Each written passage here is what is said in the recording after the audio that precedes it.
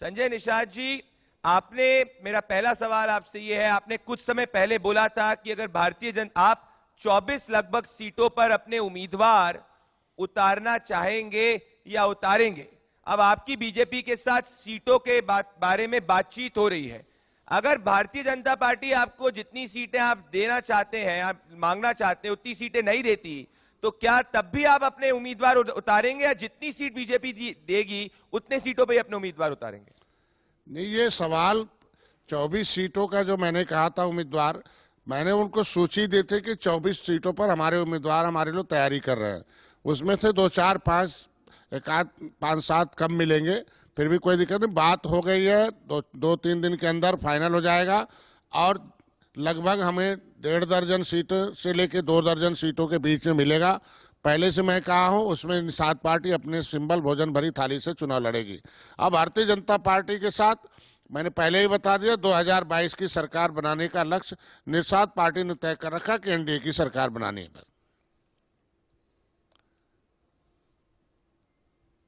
तो आप कह रहे हैं कि आपकी अभी अलायंस की जो बातचीत हुई है उसमें 1.5 से 2 दर्जन सीटें जो है आपको मिल सकती हैं, और जितनी सीटें मिलेंगी उसी पे है। अब अलायंस होने वाला है, अगर अलायंस में सीटों के रिस्पेक्ट में मान लीजिए आपको 20 सीटें चाहिए, 24 सीटें चाहिए, उन्होंने आपको 10 सीटें दी, 12 सीटें दी, आप में दोनों में कोई रसाकसी नहीं है।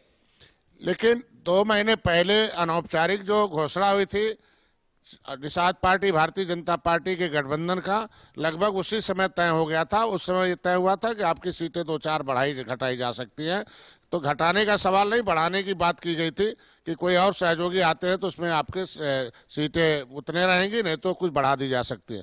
तो रहा हमारा जो मुद्दा है, हमारे इस निषाद पार्टी को खड़ा और बड़ा करना है, और जो हमारे लोग तैयारी कर रहे हैं उन्हें जिताने का है, उसके लिए हमारे लोग काम कर रहे हैं। 2-4 दिन के अंदर कहां हम लड़ेंगे उसकी घोषणा हो जाएगी।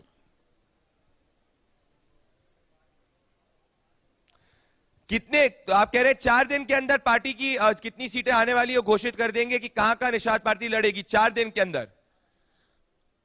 मैंने सीटों का नाम और कौन लड़ेगा मैंने दे रखा है नेतृत्व को, भारतीय जनता पार्टी को। और क्योंकि बीमारी की वजह से कुछ लोगों को क्वारंटाइन होना पड़ा था, नहीं तो अब तक बातचीत हो जाती। ज्यादा से ज्यादा 2 से 3 दिन लगेंगे, उसमें सारे के सारे कहाँ किस किस जगहों पर हमारे लोग लड़ेंगे वो तय हो जाएगा। और एक जो जीतने वाली सीट है, जो निषाद बाहुल सीट है, मैं वहीं पहले से भी तैयारी कर रखा हूं। बाकी 403 पर भारतीय जनता पार्टी के साथ मिलकर उसे जिताने का लक्ष्य निर्धारित किया।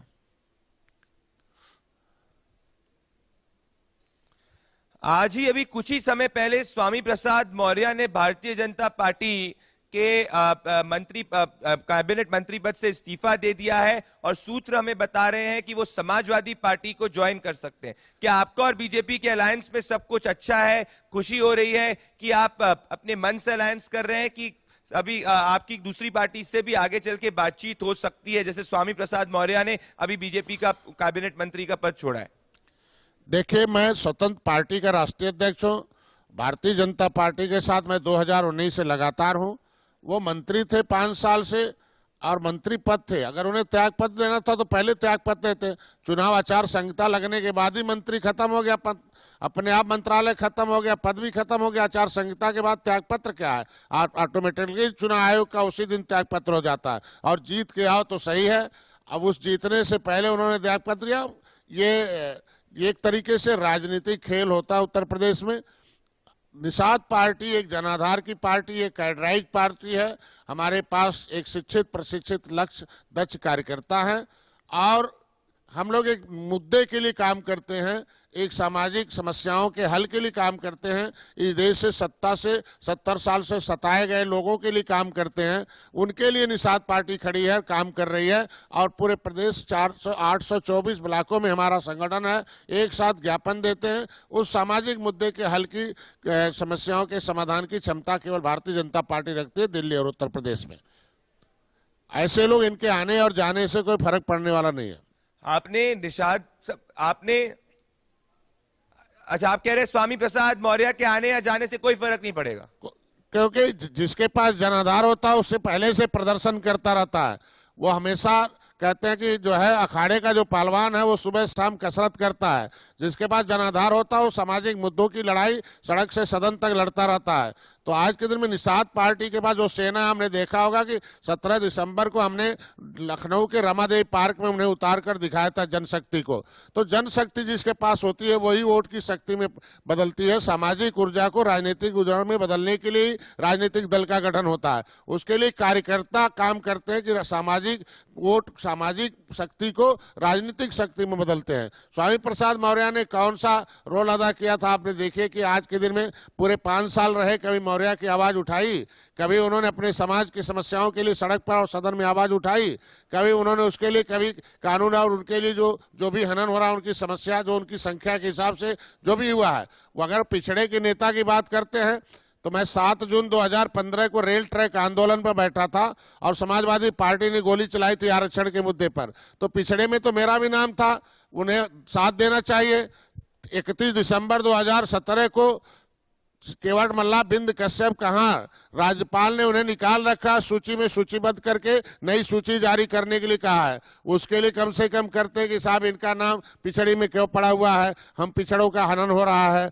तो ये सारे मुद्दे जो मुद्दों की राजनीति करता है उसके आने जाने से फर्क पड़ता है, जो मुद्दों की राजनीति नहीं उसके आने जाने तो से आप कह रहे हैं स्वामी प्रसाद मौर्य अवसरवादी है, आप कह रहे हैं स्वामी प्रसाद मौर्य अवसरवादी, आप ये कह रहे हैं कि वो मुद्दों की राजनीति नहीं करते।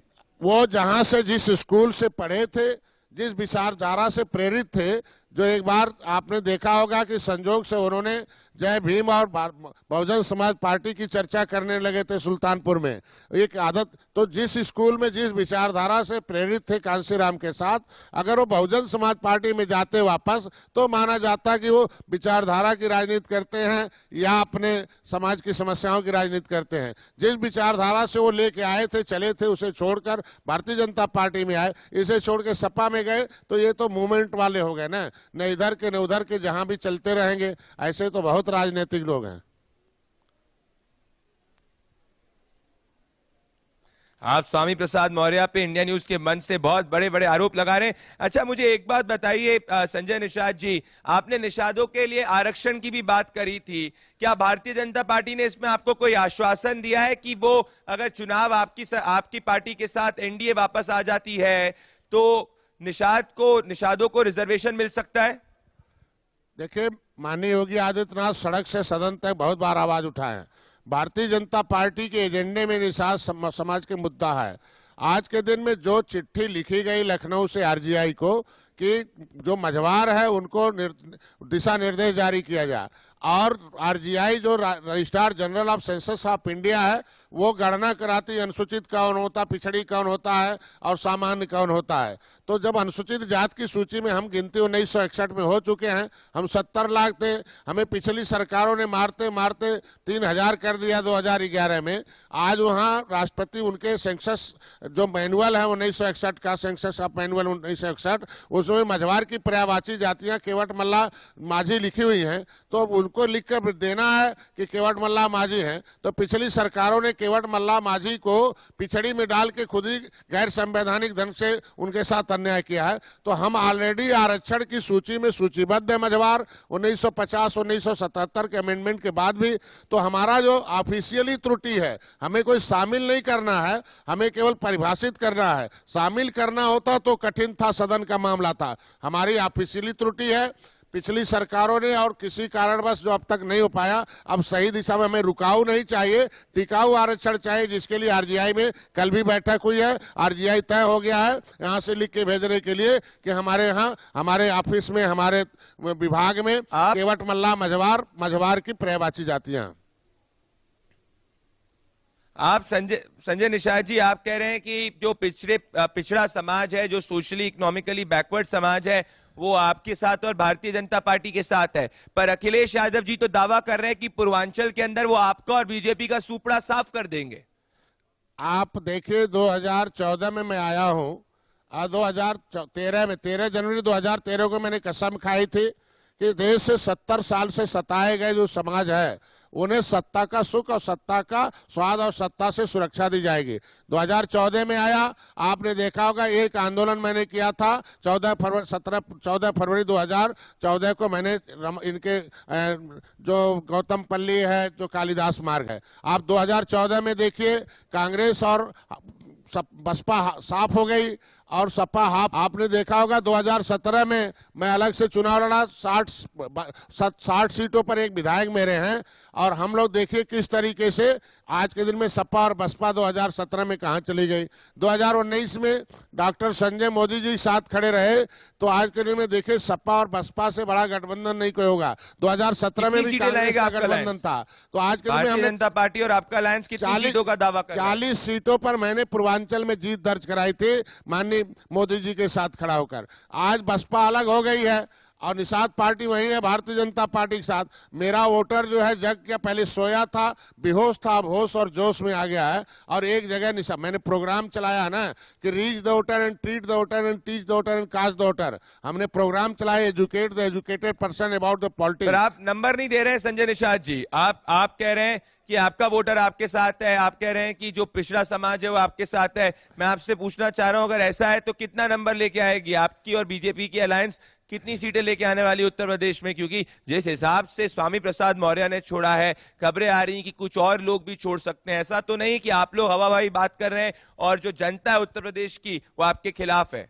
देखिए, जनता किसी नेता के पॉकेट में नहीं होती है, पार्टी के साथ होती है, नीतियों के साथ होती है। वो मेरे साथ भी नहीं है, वो निषाद पार्टी के साथ है, क्योंकि निषाद पार्टी उनके लिए लड़ाई लड़ रही है। डॉक्टर संजय के संघर्ष, त्याग और तपस्या को समाज जान रहा है और सभी पार्टियां जान रही हैं। आज के दिन में आचार संहिता इसीलिए लगता ही है, आज के दिन में चुनाव आयोग द्वारा इसीलिए आचार संहिता लगाया जाता है कि आज के बाद नेता हट गया है, अब नए रूप से जाएगा समाज में। वो अगर जीत के आएगा तो नेता कहलाएगा, अगर समाज उन्हें स्वीकार करेगा तो नेता नहीं। पार्टियों से देश चलता, पार्टियां नीति बनाती हैं। तो भारतीय जनता पार्टी और निषाद पार्टी एनडीए के साथ गठबंधन है और जितना सीट निर्धारित की है एनडीए ने उससे अधिक जीत के दिखाऊंगा।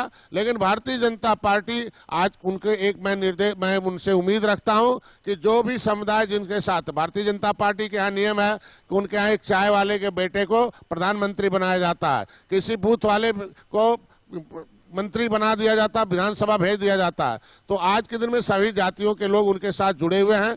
इस अवसर के साथ जो है समान रूप से उन्हें अवसर आपने ये कहा था, आपने अभी मेरा आखिरी सवाल आपसे, आपने एक समय कहा था कि एक डेप्यूटी चीफ मिनिस्टर निषाद समाज से होना चाहिए। क्या आपने बीजेपी से वो मांग आपकी अभी भी है? देखिए, वो मेरे समाज का सुझाव था।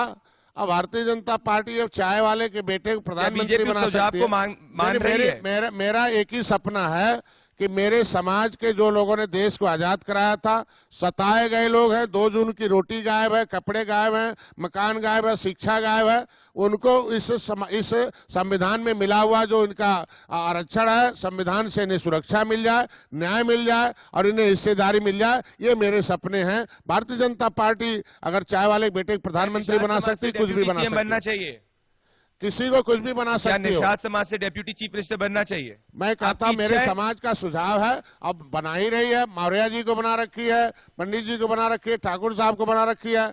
मैं कहता हूं तमाम दर्जनों उनके यहाँ हर एक मोर्चे पर नेता हैं, उनको अगर समझ में आता है और उनको लगता है कि नहीं इनका तो Sanjay Nishad deputy chief minister बनना चाहते हैं? मैं कहता हूँ मैं तो केवल सरकार आती है मेरा एक ही सपना है कि मेरे समाज का हक हिस्सा मिले। हम कोई पद प्रतिष्ठा के लिए हम लोग काम नहीं करते हैं। हम लोग पद प्रतिष्ठा के लिए जो काम करता होगा इधर उधर दौड़ता होगा। हम लोग केवल अपने सामाजिक मुद्दे की लड़ाई के लिए जेल भी पद मिलेगा तो अच्छा लगेगा, अगर पद मिलेगा तो अच्छा लगेगा संजय निषाद। मैं कहता हूं कि पार्टी बनी है कि अगर समाज की सरकार में हिस्सेदारी होगी तभी समाज का हिस्सा हम लोग सदन में और सड़क पर दिला सकते हैं। मैं एक ही बात कहूंगा कि हमारा समाज कांग्रेस में भी था, कांग्रेस का साथ दिया, उसने धोखा दिया, फाइल गायब कराई। हमारे जो अंथा सेमन अंगार कमेटी के रिपोर्ट को मीरा कुमारी जी ने कूड़ेदान में डाल दिया। मेरा समाज गुस्से में आया, कांग्रेस का बटन छूना बंद कर दिया, कांग्रेस खत्म हो गई। बसपा ने भी स्टे लगाया, बसपा ने भी हमारे तालघाट नदी को छीना, हमारे वर्ग 3 वर्ग 4 की जमीन छीना, रोजी रोटी छीना, जो भी तालघाट नदी बालू मोरंग छीन लिया। मेरा समाज हाथी से दूर हो गया, हाथी देख लीजिए कहाँ चली गई। हमारे समाज का जो मुद्दा था, जो हम लोग आरक्षण के मुद्दे पर रेल ट्रैक आंदोलन कर रहे थे 7 जून 2015 को, हम लोगों ने सरवल में संत कबीरनगर में, रेल केंद्र सरकार का होता है, 1 घंटे के अंदर समाजवादी पार्टी ने गोली चलवाई, हमारे एक भाई अखिलेश निषाद को मरवा दिया, 302 का फर्जी मुकदमा डलवा दिया, 60 गाड़ियां फुकवा दिया, 7 महीने हम लोग जंगलों में रहे, जेल काट के आए हम लोग। मेरा समाज आरक्षण की आवाज उठाया था, गोली इन्होंने चलवा दिया। मैं कहता हूं मेरे समाज बिशम्बर जी आवाज उठाते हैं सदन में, सपा के सारे सांसद भाग जाते हैं। तो आरक्षण के मुद्दे पर जो विरोधी सरकारें रही हैं, उनका समाज हमारे समाज ने उनका विरोध कर दिया, वो खत्म हो गए। भारतीय जनता पार्टी मेरे साथ है, आज तक कभी हमारे आरक्षण का विरोध भारतीय जनता पार्टी ने नहीं किया, कभी स्टे नहीं लिया, कभी गुमराह नहीं किया, कभी कलम चला के हमारे साथ विश्वासघात। भारतीय जनता पार्टी के मन में क्या है, जितना है वो सब हमारा समाज जानता, आगे क्या नहीं जानते। लेकिन पिछली सरकारों ने हमारे समाज के साथ क्या विश्वासघात किया है, ये मेरा समाज पूरा तरीके से जानता है। कितना कितना विश्वासघात किया है कि आप संजय निषाद जी, मैं कहता हूं हमारे आप संजय निषाद जी, मैं कह रहा हूं कि आप इस वक्त ये कह रहे हैं कि आप पिछली सरकारों पर आरोप लगा रहे हैं कि उन्होंने निषाद समाज के लिए कुछ नहीं किया, और आपकी बातों से मुझे लग रहा है कि अगर आपको डिप्यूटी चीफ मिनिस्टर बनाया जाएगा तो आप अपने समाज का ज्यादा काम कर पाएंगे या करना चाहेंगे। आप इंडिया न्यूज के मंच पर जुड़े, और दोस्तों संजय निषाद जी जुड़े हमारे साथ में। संजय निषाद जी बहुत बहुत धन्यवाद। दोस्तों इंडिया न्यूज के साथ आप बने रहिए, क्योंकि इस वक्त हिंदुस्तान भले ओटीटी हो, मोबाइल हो या टीवी हो, सिर्फ और सिर्फ इंडिया न्यूज पे मंच देख रहा है। शुक्रिया संजय निषाद जी।